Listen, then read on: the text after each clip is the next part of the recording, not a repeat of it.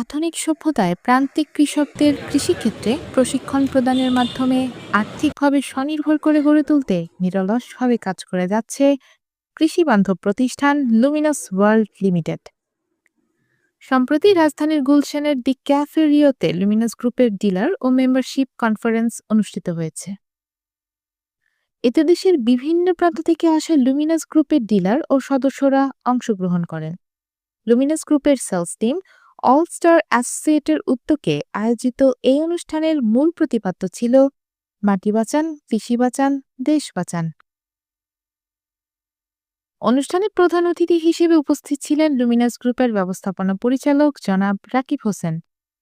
বিশেষ অতিথি হিসেবে উপস্থিত ছিলেন ডিরেক্টর মার্কেটিং অ্যান্ড ট্রেনিং ম্যাকমাসুদ এবং ট্রেনার মোহাম্মদ সারোয়ার হোসেন। এছাড়াও উপস্থিত ছিলেন এক্সিকিউটিভ ডিরেক্টর সাংবাদিক মেহেদী হাসান, আব্দুল কাদের শিয়ন সহ আরও অনেকে। অনুষ্ঠানের শেষ পর্যায়ে লুমিনাস গ্রুপের অর্গানিক কৃষি পণ্য, স্বাস্থ্যসেবা, প্রসাধনী, ইলেকট্রনিক্স ও কনজিউমার গুডস সম্পর্কে বিস্তারিত ধারণা দেওয়া হয়।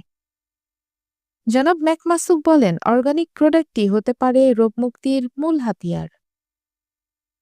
লুমিনাস গ্রুপের এই উদ্যোগ কৃষকদের আর্থিকভাবে স্বাবলম্বী করতে এবং দেশের কৃষি অর্থনীতিকে শক্তিশালী করতে গুরুত্বপূর্ণ ভূমিকা রাখছে বলে মনে করেন অংশগ্রহণকারীরা।